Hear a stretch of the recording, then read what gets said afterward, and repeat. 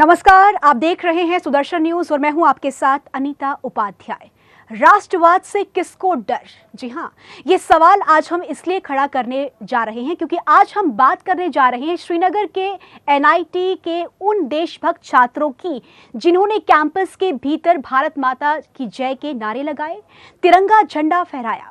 लेकिन तिरंगा झंडा फहराने के लिए उनकी जबरदस्त तरीके से पिटाई की गई। भारत माता की जय जो नारे लगाए देशभक्त एनआईटी छात्रों ने, उनको बेरहमी से पीटा गया। सवाल ये उठता है कि क्या हिंदुस्तान में रहकर भारत माता की जय बोलना कोई गुनाह है? क्या इसकी सजा दी जाएगी? अब सवाल ये कि क्यों आखिरकार शिक्षा संस्थानों को टारगेट किया जा रहा है, ये जानने की कोशिश करते हैं इस रिपोर्ट के जरिए। देखिए।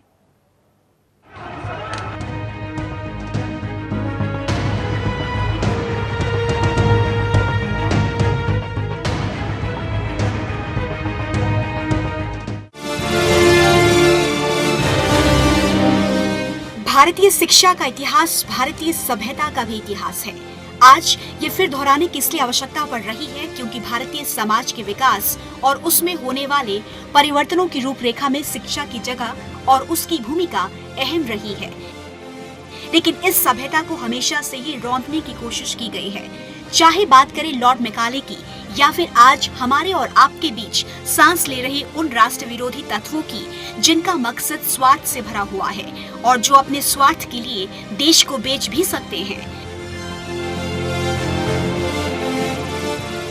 अगर हम इतिहास के पन्नों को पलटें तो हमें महसूस होता है कि भारत की एकता और अखंडता पर जीत हासिल करने के लिए अंग्रेजों ने भी कई जतन किए, जिसमें से एक लॉर्ड मैकाले नाम का शख्स भी था।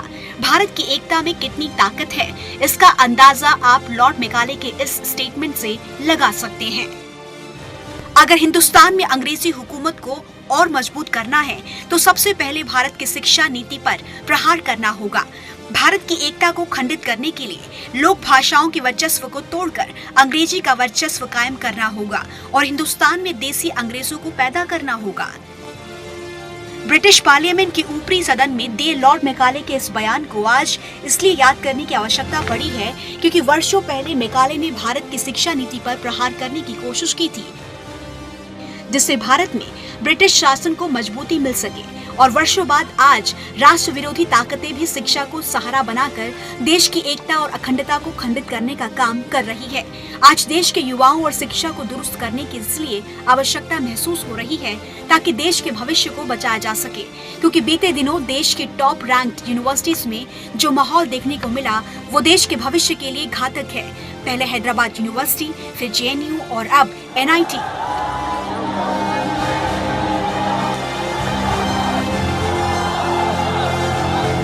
हैदराबाद यूनिवर्सिटी में रोहित वेमुला की खुदकुशी मामले को राजनीतिक घरानों ने इस कदर भुनाने की कोशिश की कि उसकी आंच जेएनयू जा पहुंची। जेएनयू में जो कुछ हुआ उसको देश और दुनिया सबने देखा।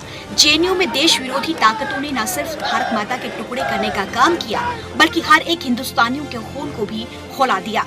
और आज जेएनयू में जो कुछ हुआ उसका परिणाम श्रीनगर में एनआईटी में देखने को मिल रहा है।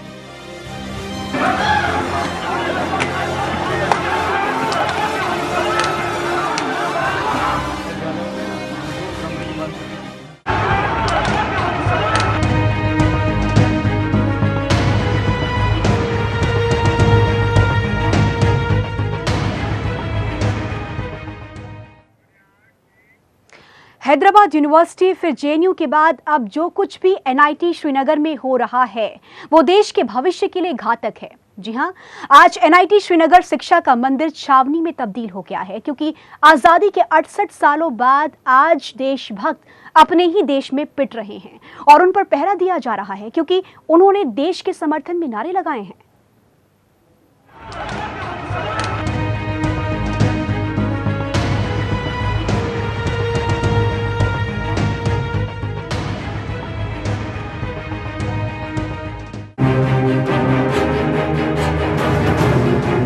हैदराबाद यूनिवर्सिटी, फिर जेएनयू और अब एनआईटी में जो कुछ हो रहा है आखिर उसका जिम्मेदार कौन है? एनआईटी के देशभक्त छात्रों को किस गुनाह की सजा दी गई?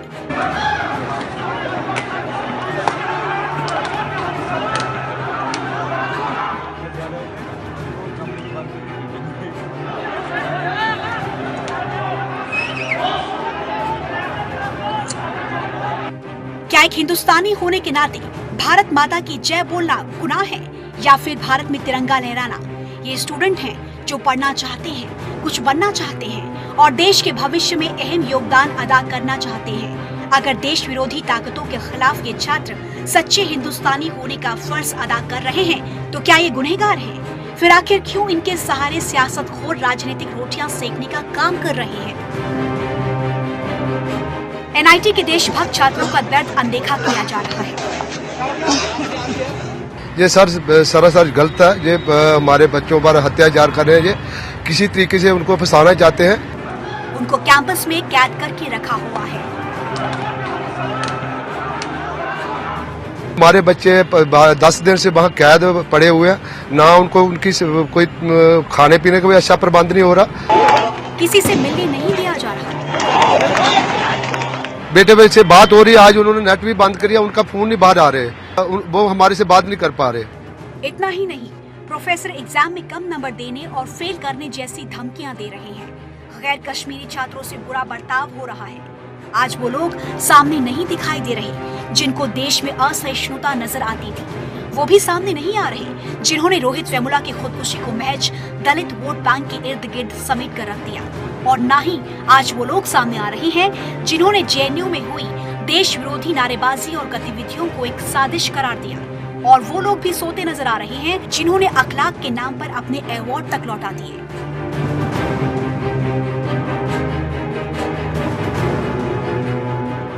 आज एनआईटी की स्थिति तो देखो, जहां क्लासरूम में छात्र छात्राएं आजादी के साथ पढ़ते दिखाई देने चाहिए थे, आज वहीं छात्र सुरक्षा बलों के बीच में सांसें ले रहे हैं। दरअसल श्रीनगर के नेशनल इंस्टीट्यूट ऑफ टेक्नोलॉजी में वर्ल्ड T20 में भारत की हार के दिन कैंपस में कश्मीरी और गैर कश्मीरी छात्रों के बीच विवाद के बाद सुरक्षा इंतजाम खड़े किए गए। कैंपस में पैरामिलिट्री के 600 जवान तैनात किए गए। हैरानी की बात ये कि एनआईटी में तकरीबन 1500 छात्र हैं। ऐसे में 600 जवानों की तैनाती इस बात की तरफ इशारा कर रही है कि हर 2 छात्रों पर 1 जवान को तैनात किया गया है। ऐसे में श्रीनगर का एनआईटी देश का सबसे ज्यादा सुरक्षा बलों की तैनाती वाला कैंपस बन गया है। कैंपस में पहले सीआरपीएफ की 2 कंपनियां तैनात की गई थी, जो हालात पर काबू पाने में नाकाम रही, जिसके बाद सशस्त्र सीमा बल की 3 कंपनियों को तैनात किया गया। आखिर एनआईटी में विवाद की वजह क्या है? पहली वजह, T20 वर्ल्ड कप में वेस्टइंडीज से भारत की हार के बाद देश विरोधी ताकतों का जश्न। दूसरी वजह, एनआईटी कैंपस में तिरंगा फहराने पर विवाद। तीसरी वजह, भारत माता की जय बोलने पर छात्रों की बेरहमी से पिटाई। अपनी जान को खतरा होने का हवाला देते हुए एनआईटी के देशभक्त छात्रों एनआईटी को श्रीनगर से शिफ्ट करने और लाठीचार्ज में शामिल पुलिस वालों के खिलाफ कार्रवाई की मांग कर रहे हैं। मामले की जांच के लिए राज्य सरकार ने कमेटी बनाई है, जिसकी रिपोर्ट 15 दिन में आएगी। इस सिलसिले में 2 FIR भी दर्ज की गई है। केंद्र की तरफ से भी इस मामले पर हस्तक्षेप किया गया। वहीं एनआईटी में देशभक्त छात्रों के साथ हुई बेदर्दी के खिलाफ वीएचपी खड़ा होता दिख रहा है। वीएचपी देशभक्त छात्रों के समर्थन में श्रीनगर के लाल चौक पर तिरंगा फहराएगा।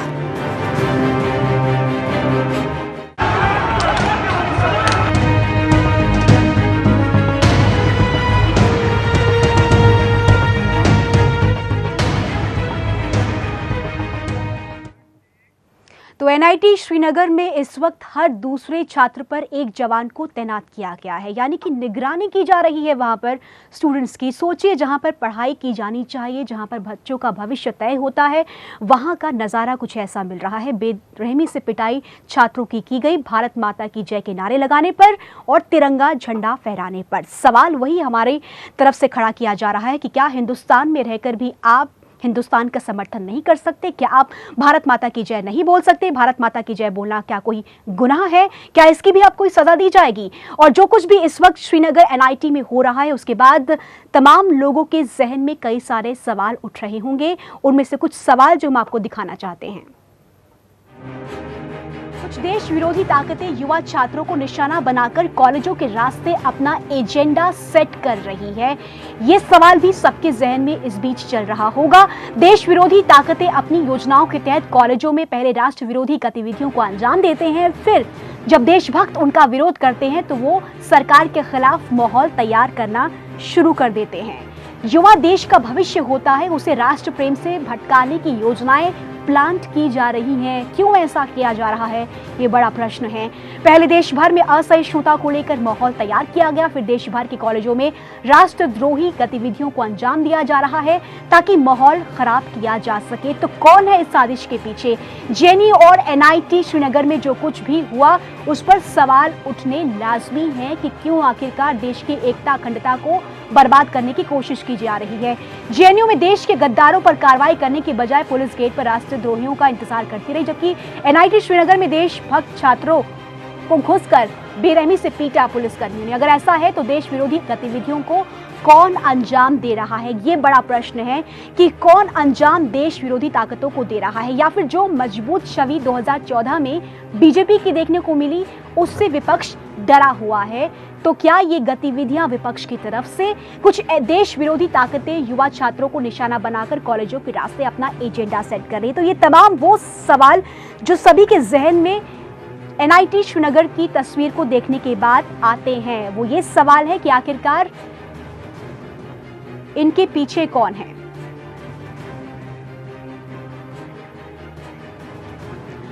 तो सवाल ये खड़ा होता है कि ऐसा हो क्यों रहा है? क्यों देश में शिक्षा संस्थानों को टारगेट किया जा रहा है, निशाना बनाया जा रहा है? क्यों देश की, क्यों हिंदुस्तान की एकता और अखंडता को बर्बाद करने की कोशिश की जा रही है? क्या राजनीतिक क्षमता में कोई कमी है जिस वजह से ऐसी तस्वीरें हमें देश के भीतर रहकर ही देखने को मिल रही है?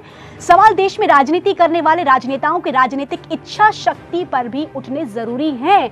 बिल्कुल जरूरी है। क्यों ऐसा देश में हो रहा है? क्योंकि ये नेता अपने राजनीतिक एजेंडों के लिए देश की एकता और अखंडता को भी खतरे में डाल सकते हैं। अपनी राजनीतिक एजेंडे को लेकर देश की एकता अखंडता को ये लोग खतरे में डाल सकते हैं। सवाल देश में राजनीति करने वाले नेताओं की राजनीतिक इच्छा शक्ति पर उठने लाजमी है, क्योंकि राजनीति के लिए कोई किसी भी स्तर तक गुजर सकता है, जा सकता है। क्या यही वजह है देश में एकता और अखंडता इस वक्त खतरे में नजर आ रही है?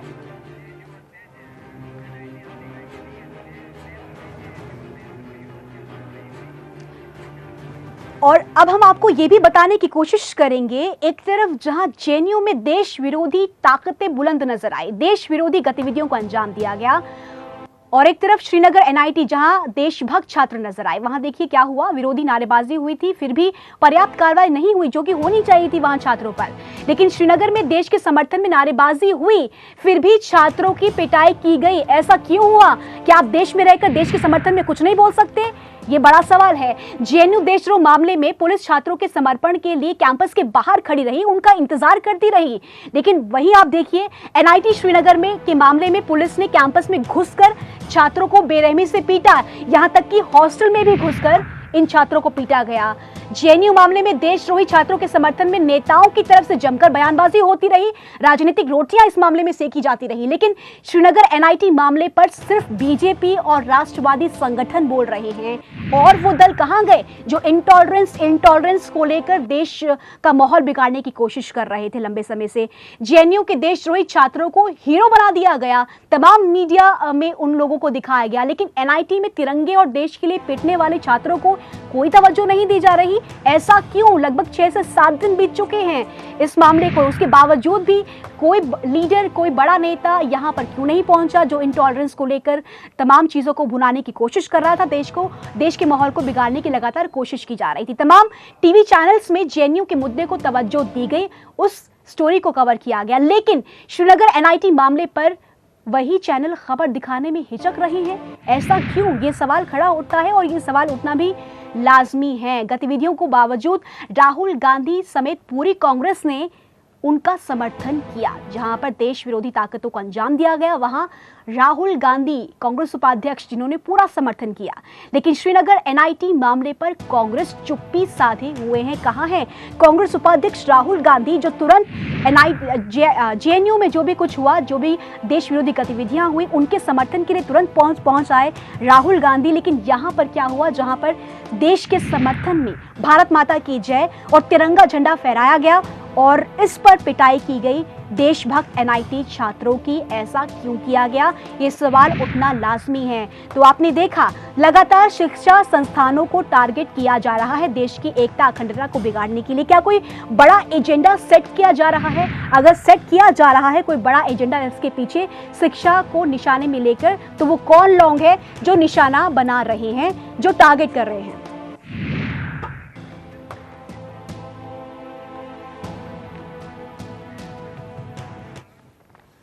और आइए अब आपको बताते हैं जिन जिन लोगों ने असहिष्णुता को लेकर सवाल खड़े किए थे, देश के माहौल को बिगाड़ने की कोशिश की थी, कहां हैं वो लोग?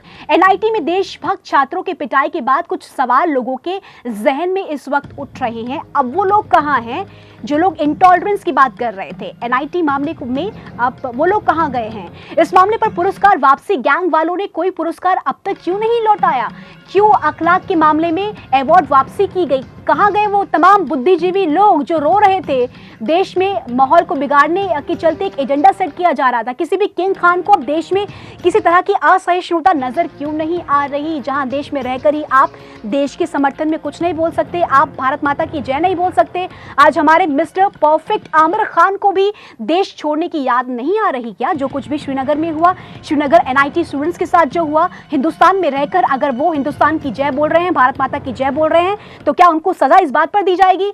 विपक्ष दल भी एनआईटी श्रीनगर मामले पर रैली प्रदर्शन और धरना नहीं कर रहे हैं, जो लगातार, फिर हम चाहे हैदराबाद की बात करें, एक के बाद एक राजनीतिक दल या नेता वहां पहुंचा। उसके बाद दादरी कांड की अगर आप बात कर लीजिए, आम आदमी के खास नेता अरविंद केजरीवाल कांग्रेस के युवराज के पास लगता है एनआईटी की खबर अब तक नहीं पहुंची है। शायद यही वजह है कि वो यहां तक नहीं पहुंचे। तो तमाम सवाल अब खड़े उठते हैं जो लगातार देश का माहौल बिगाड़ने की कोशिश कर रहे थे।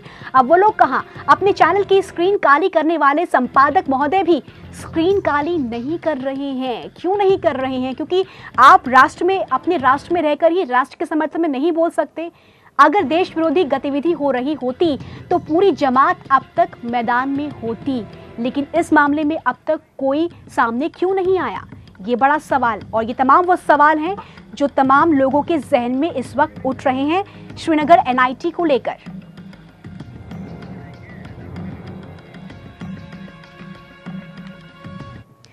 और आइए अब आपको 3 तस्वीरें हम दिखाते हैं किस तरीके से शिक्षा संस्थानों को टारगेट किया जा रहा है, कैसे शिक्षा संस्थानों का माहौल बिगाड़ा जा रहा है।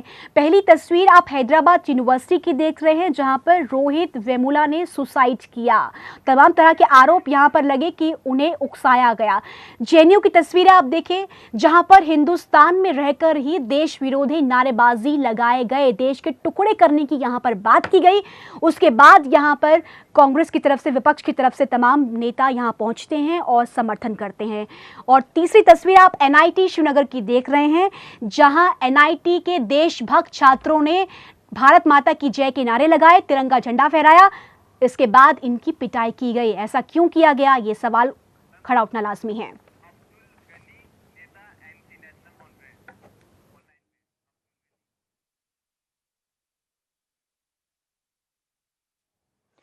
मेरे साथ इस बीच फोन लाइन में नेशनल कॉन्फ्रेंस की तरफ से अब्दुल गनी साहब फोन लाइन पर जुड़ गए हैं। अब्दुल गनी साहब, मेरा सवाल आपसे ये है कि क्या हम हिंदुस्तान में रहकर हिंदुस्तान के समर्थन में आप कुछ नहीं बोल सकते? जो इस तरह की हरकतें या इस तरह की पिटाई बेरहमी से वहां के स्टूडेंट्स की गई। अब्दुल गनी साहब, आप मेरी आवाज सुन रहे हैं? चलिए, लगता है शायद मेरे सवाल का जवाब देना ज़रूरी नहीं समझा अब्दुल गनी साहब ने, लेकिन आपको फिर भी हम बता दें, जो तस्वीरें आप लगातार अपनी टीवी स्क्रीन से देख रहे हैं, ये श्रीनगर एनआईटी कैंपस की तस्वीरें हैं, जहां पर देशभक्त छात्रों ने देश के समर्थन में नारे लगाए, भारत माता की जय, भारत माता की जय के नारे लगाए, तिरंगा झंडा यहां पर फहराया। लेकिन इस पर, तिरंगा फहराने पर, भारत माता की जय बोलने पर इनकी बेरहमी से पिटाई की गई। जो छात्र कई राज्यों से, अलग अलग स्टेट से यहाँ पर पढ़ने आए हैं, इन्हें ये अपने आप को असुरक्षित यहाँ पर महसूस कर रहे हैं। ये छात्र यहाँ से जाना चाह रहे थे, लेकिन इन्हें रोका गया और इनकी पिटाई की गई। आपको बता दें, इंडिया और वेस्ट इंडीज के मैच के दौरान, T20 मैच के दौरान से ही ये माहौल यहाँ पर बना। भारत की हार के बाद यहाँ पर कुछ स्टूडेंट्स ने, जो कि अलग अलग स्टेट से यहाँ पर पहुँच रहे हैं, उन्होंने भारत माता की जय के नारे लगाए भारत के समर्थन में, लेकिन कुछ स्टूडेंट्स ने वहाँ पर उनका विरोध किया और आपस में पिटाई की।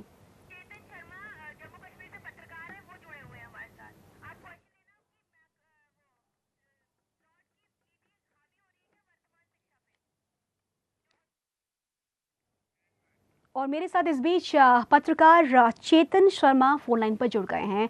चेतन शर्मा जी, सवाल मेरा आपसे ये है कि लंबे समय से हम देख रहे हैं केवल एक शिक्षा संस्थान नहीं, ऐसे कई शिक्षा संस्थान हैं जिन्हें अब टारगेट किया जा रहा है। क्या एजेंडा है कि देश की एकता अखंडता को खराब करने की कोशिश की जा रही है? ऐसा माहौल क्यों देश में?